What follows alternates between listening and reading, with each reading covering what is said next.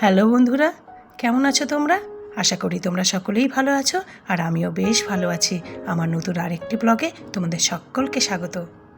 আর আজ হলো বৃহস্পতিবার, এখন বেলা 12:30 বাজে, আর আমি আমার আজকের ব্লগ এই মুহূর্ত থেকেই শুরু করছি। আর আজ জানো তো এত বেলা থেকে কেন আমি ব্লগ শুরু করছি? তার দুটো কারণ। একটা কারণ হচ্ছে চুমকিদি, সে একদিনের ছুটি নিয়েছে বলে ব্যাস একদিনের ছুটি নিয়ে 2 দিন ছুটি নিয়ে নিল। সে আজকেও কাজ করতে আসেনি, আর যেহেতু জানতাম যে ও কাজে আসবে, তাই জন্য তো ওর কাজগুলো সব রাখা ছিল। এবার এত বেলায় জানতে পারলাম যে ও আসবে না। তারপর সকল কাজকর্ম কমপ্লিট করে, বিশেষ করে ঘর মুছে, জানো তো আমি তো আগের দিন ঘরটা মুছিনি, ওইভাবেই রাখা ছিল, ঝাড়টার দিয়ে রেখে দিয়েছিলাম। আর আজকে বৃহস্পতিবার, তার উপরে 2 দিন পর পর কি ঘর না মুছে রাখা যায়? তো ঘর টর মুছে সকল কাজ কমপ্লিট করে এই যে এই সময় থেকে আমি ব্লগ শুরু করছি। আর অত কাজের মধ্যে তখন জানো তো আমি ব্লগটা শুরু করতে পারিনি। এবারে এতক্ষণ তো চললো যে চুমকি দিয়ে আসেনি, তার জন্য কি কি অসুবিধা হয়েছে, কি কি কাজ করতে হয়েছে, সে সমস্ত গল্প। আর একটা কারণ কি জানো তো? আর একটা কারণ হচ্ছে বন্ধুরা, আজকে আমার জন্মদিন। তো জন্মদিনের সকালটা না একটু অন্যরকমভাবেই শুরু হয়, দেখবে প্রত্যেকেরই। আর সকালে ঘুম থেকে উঠে প্রথমে যা টুকটাক কাজ থাকে সেগুলো তো করতেই হয়। বাসি ঘর ঝাড় দেওয়া, বাসি জামা কাপড় ছাড়া, ফ্রেশ হওয়া, টিফিন করা, এই সকল কিছু তো থাকেই। আর তারপর যেটা করলাম সেটা হলো প্রথমে মেয়েকে ফোন করলাম। আর মেয়ে তো আজকে গেছে মামা বাড়ি দাদুকে দেখতে। আর হ্যাঁ, আজকের দিনে বাবা মাকে আগে ফোন না করে কেন মেয়েকে ফোন করলাম সেটা বলছি, দাঁড়াও। তো যথারীতি মেয়েকে ফোন করলাম। মেয়ে তো এবছর আমার থেকে একটু দূরে। তারপরেই বাবা মাকে ফোন করলাম। আর আমার বাবা মায়ের তো ছেলে মেয়েদের জন্মদিন মনে থাকে না, আমাদেরই ফোন করে মনে করাতে হয়। এটা না আগেকার মা বাবাদের একটা ব্যাপার ছিল, ছেলে মেয়েদের জন্মদিন না সেইভাবে মনে রাখতে পারতো না। হ্যাঁ, জিজ্ঞেস করলে বলে দিতে পারে, ও মানে সব ডেট সময় সব কিছু বলে দিতে পারবে, কিন্তু ওই জন্মদিন না, পার্টিকুলার জন্মদিন যেটা, সেটা মনে থাকে না। আর এটা জানো তো আমার শাশুড়ি মায়ের মধ্যেও দেখতাম, মানে দুইজন শ্বশুরমশাই শাশুড়ি মা দুইজনেরই দেখতাম, ওনাদেরও না ওই ছেলে মেয়ের জন্মদিন ওরকমভাবে মনে থাকতো না। এটা বোধহয় আগেকার মায়েদের হতো যে অতটা এই ব্যাপারগুলো মনে রাখতে পারতো না বা মাথায় রাখতো না। আর যেটা বলতে যাচ্ছিলাম, যে আজকের দিনেও মা বাবাকে ফোন না করে কেন মেয়েকে আগে ফোন করেছে, তার কারণ কি বলো তো? আমার যে আজকে জন্মদিন বা একটা জন্মদিন আছে, সেটা যেন তো কারোর কোনো দিন মনেই থাকতো না। আমাদের সময় না সেটা কখনো ছিলই না বোধহয় সেরকম। তো সেটা একমাত্র মনে রাখতো আমার মেয়ে। যখন থেকে ও একটু একটু বড় হয়েছে, বুঝতে শিখেছে যে এরকম একটা ডেট আছে যেটা মায়ের জন্মদিন, তখন থেকেই জানো তো, ও যখন থেকে বুঝতে পেরেছে তখন থেকেই না ও জন্মদিনটা মনে রাখে। তারপর যখন একটু বড় হলো, নিজে পড়াশোনা অনেকটাই কমপ্লিট হয়ে এলো, তখন থেকেই আমার জন্য একটা কেক আনা, একটু খাবার আনা, এগুলো ও শুরু করলো। তাই জন্যই জানো তো, মানে জন্মদিনের ডেটটা নিয়ে না আমার মেয়ের সঙ্গে অনেক স্মৃতি জড়িয়ে আছে, অনেক কিছু জড়িয়ে আছে। আর কি বলো তো, আমি তো সবসময় তোমাদেরকে বলি না যে আমার মায়ের রান্না ভীষণ ভালো। আমার মা রান্না করে আমাদেরকে প্রচুর কিছু করে করে খাইয়েছে, আমরা শিখেইছি রান্না মায়ের কাছ থেকে। তো আমি তো আমার মায়েরই মতন সবসময় বলি। কিন্তু এটা একটা আমার দুর্ভাগ্য বলো, যাই বলো, যে আমি না কোনো দিন জন্মদিনে আমি আমার মায়ের হাতের পায়েস খাইনি। মায়ের হাতের পায়েস তো সারা জীবন খেয়েছি, কিন্তু এই যে জন্মদিনে মায়ের হাতের যে পায়েস, সেটা না আমার কোনো দিন খাওয়া হয়নি। আর প্রথম প্রথম যখন জন্মদিন একটু একটু করে মেয়ে শুরু করেছে আমার জন্যে, মানে না জানি এটা সেটা একটু নিয়ে আসা, একটু কেক আনা, তখন জানো তো আমি আমার জন্মদিনে কখনো পায়েস করতাম না, কারণ আমার ভাল লাগতো না করতে নিজের জন্মদিনে নিজে পায়েস করে নিজেই খাওয়া। কিন্তু পরবর্তীতে যখন আমার বর একটু একটু বুঝতে পারলো যে না, ওই মানুষটারও জন্মদিনে একটু কিছু করা উচিত বা একটুখানি পায়েস করা উচিত, তখন ওই না দুধ টুধ রেখে সমস্ত কিছু গুছিয়ে রাখে। না, সবার জন্মদিনে পায়েস রান্না হলে তোমারটাতেও হবে, তোমারটাতেও রান্না করো। আর সেই থেকেই জানো তো, ওর জেদেই আমি আমার জন্মদিনেও একটু পায়েস রান্না করি। আর আজকে জানো তো বাইরে যা গরম না, আর পুরো দুপুরের গরমটাতে আমি পুরো ঠাকুর ঘরেই কাটিয়ে দিলাম। কি করব, সকাল সকাল যে আসতে পারলাম না ঠাকুর ঘরে। আর আজকে দেখো ঠাকুর ঘরটা কত পরিষ্কার লাগছে আর কত সুন্দর লাগছে না, পুরো সব কিছু নামিয়ে ঘষে ঘষে পরিষ্কার করেছে জানো তো। আমার পুজো করা কমপ্লিট হয়ে গেছে, এবার দৌড়ে ছুটলাম রান্নাঘরে। আমি আগেই একটু সেদ্ধ ভাত করে গেছিলাম আমার জন্যে, কারণ আজকে না আর ঝামেলা করিনি একার জন্যে কিছু। বিকেলে হয়তো বাইরে থেকে খাবার আসবে, যেটা বর বরাবর করে থাকে, তাই জন্য দুপুরবেলা তেমন কিছু রান্না করিনি, একটু সেদ্ধ ভাত করে নিয়েছি। এবার যেটা আমি করব সেটা হলো পায়েসটা করব। পায়েসটা আমি সন্ধ্যেবেলা করলেও পারতাম, কিন্তু এখন করছি কারণ বিকেলে যে বন্ধুদের সঙ্গে ঘুরতে যাব, ওদের জন্য একটু টিফিন বাটিতে করে পায়েস নিয়ে যাব, তাই জন্য পায়েসটা এখন বসিয়ে দিচ্ছি। কি বলো তো, অনুভাদি না বিকেলের জন্য একটা ছোট্ট প্ল্যান করেছে। সকালেই ফোন করেছিল, বললো চল আজকে তোর জন্মদিন, আমি তুই আর শুভ্রা তিনজনে মিলে একটুখানি ঘুরতে যাই, কোথাও যাই। তো সেই মতোই না প্ল্যান হয়ে রয়েছে। যদিও শেষ পর্যন্ত শুভ্রা যাওয়া হয়নি, ওর শরীরটা খারাপ করেছিল, যেটা আমার হয়েছিল 2-1 দিন আগে, সেইটাই ওর হয়েছে। জ্বর, হাত পা ব্যথা, ও আর শেষ পর্যন্ত যেতে পারেনি। পায়েস আমার মোটামুটি রেডি হয়ে গেছে। এবার এই যে এর মধ্যে ক্ষীরটা দেবো, ক্ষীর দিয়ে তারপর একটু চিনি দেবো, দিয়ে নেড়ে চেড়ে ব্যাস আমার পায়েস রেডি হয়ে যাবে।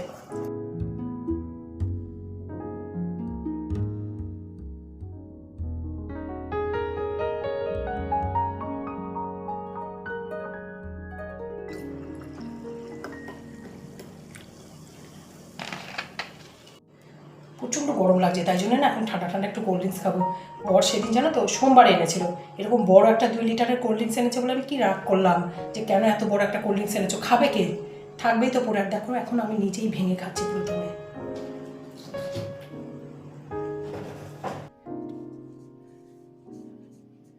আর বন্ধুরা দুপুরের পর এখন একদম বিকেল 5:30 বাজে। আমি দেখতেই পাচ্ছ রেডি হয়ে নিয়েছি। যেহেতু শুভ্রা আসতে পারবে না, তাই আমি আর অনুভাদি দুজনেই ঘুরতে যাব। প্রথমে ঠিক হয়েছে যে কেবেলসের ড্যামের ধারে, তারপর কেবেলসের ড্যামের ধারে যে একটা পার্ক আছে সেখানেই যাব, একটু ফটো টটো তুলবো।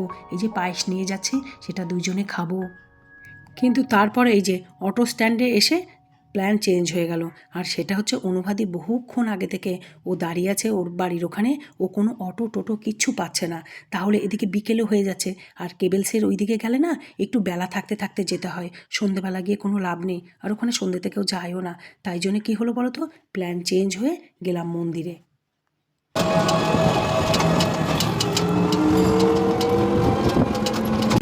বন্ধুরা আমি আর অনুবাদী এক জায়গায় হয়ে গেছি। এই যে এই মহিলা টোটো অটো কিছু পেলো না বলে আমাদের প্ল্যান লাস্ট মুহূর্তে চেঞ্জ হয়ে গেল।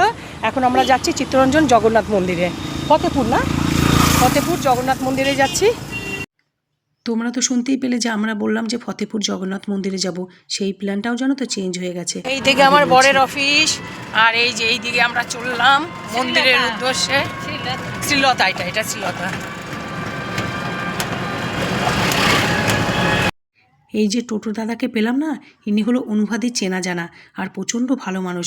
তো ওনাকে যখন পেলামই আমরা ভাবলাম বেলাও আছে, তো প্রথমে যাই পাহাড়ের শিব মন্দিরে, শিব মন্দির দেখে তারপর যাব জগন্নাথ মন্দিরে।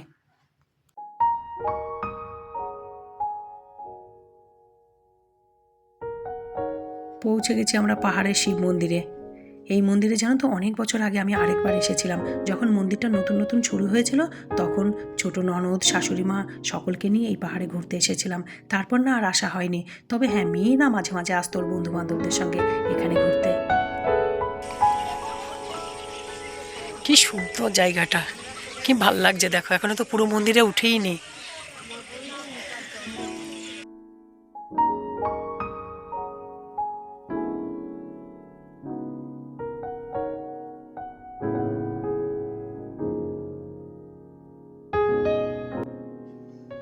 দেখো কি সুন্দর না মন্দিরটা, বলো, শ্রী শ্রী শিব মন্দির। আর এখানে এখন সন্ধ্যা আরতির আয়োজন হচ্ছে।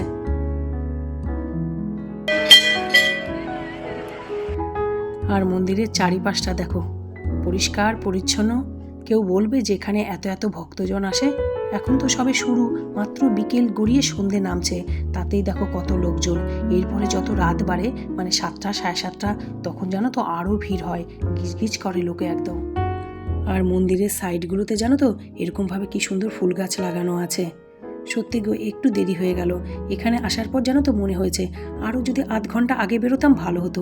আসলে এত দূর আসবো ভাবিনি তো, ভেবেছিলাম তো কেবেলসের ওখানে যাব, চলে তো এলাম এত দূর, কিন্তু এসে খুব ভাল লাগছে।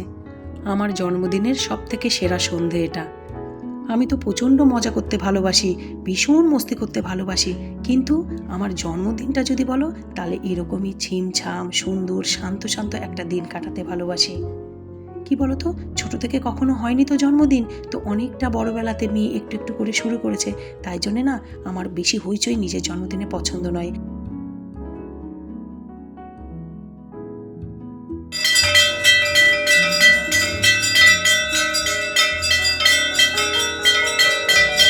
আজকে আজকের দিনে জানো তো মেয়েটাকে খুব মনে পড়ছে। মা বাবাকে তো এই দিনে কমই পেয়েছি, ওই ফোনে একটা দুটো কথাই হয়েছে। তাছাড়া তো সেই 16 বছর আগে মা বাবাকে ছেড়ে এসেছি, তারপর তো আর পাইনি।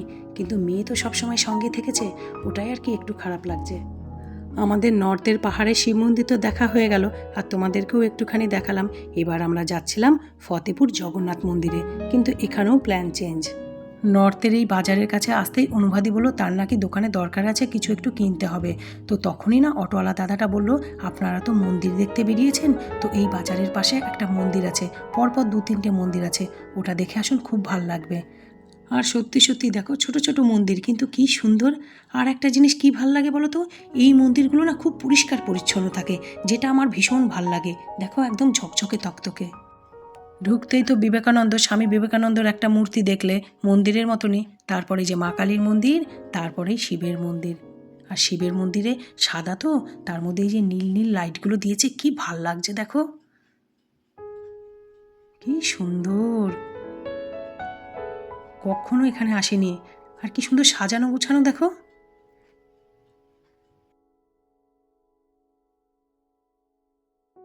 বুঝতেই পারিনি যে নর্থের এই বাজারের ভেতর এত সুন্দর জায়গা আছে, খুব ভাল লাগছে।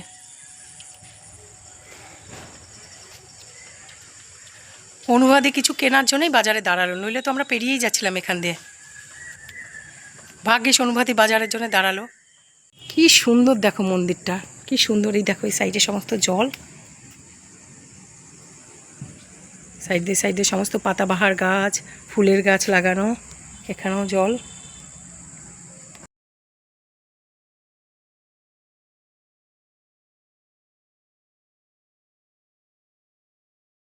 আর এইখানে শুরু হয়েছে সন্ধেবেলার পুজো।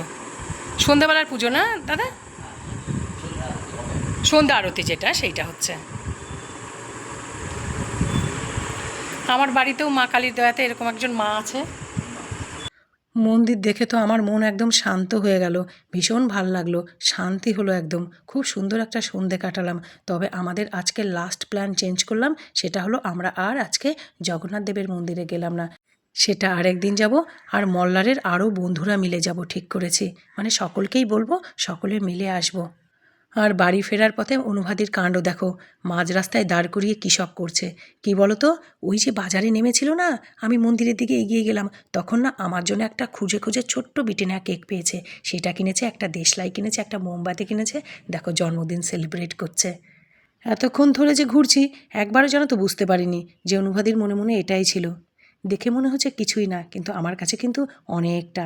যাই হোক, যতটুকু হোক, আমার জন্য তো ভেবেছে মানুষটা। আর আমার না ব্যাপারটা ভীষণ মিষ্টি লেগেছে, আমার সব থেকে মিষ্টি জন্মদিন পালন এটা। খুব ভাল লেগেছে। Thank you অনুবাদী।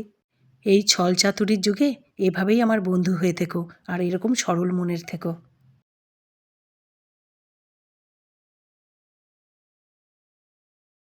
জন্মদিন পালন করা হয়ে গেল, আর সঙ্গে করে আমি অনুভাদির জন্য যে পায়েসটা নিয়ে এসেছিলাম রান্না করে, সেটাও অনুভাদিকে দিয়ে দিলাম।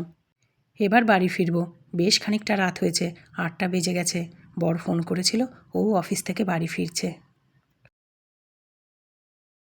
আর বন্ধুরা, আমি আমার আজকের ব্লগ এখানেই শেষ করছি। আবার তোমাদের সঙ্গে দেখা হবে বরমশাই এই জন্মদিন উপলক্ষে কী সারপ্রাইজ প্ল্যান করে রেখেছে সেটা নিয়ে। আর ততক্ষণ আমার সকল বন্ধুরা, তোমরা ভালো থাকবে, সুস্থ থাকবে, হাসি খুশি থাকবে এবং পজিটিভ থাকবে। আর আমার ব্লগটি যদি তোমাদের ভালো লাগে তাহলে একটি লাইক করবে, শেয়ার করবে, আর প্লিজ আমার চ্যানেলটি সাবস্ক্রাইব করে দিও। বাই।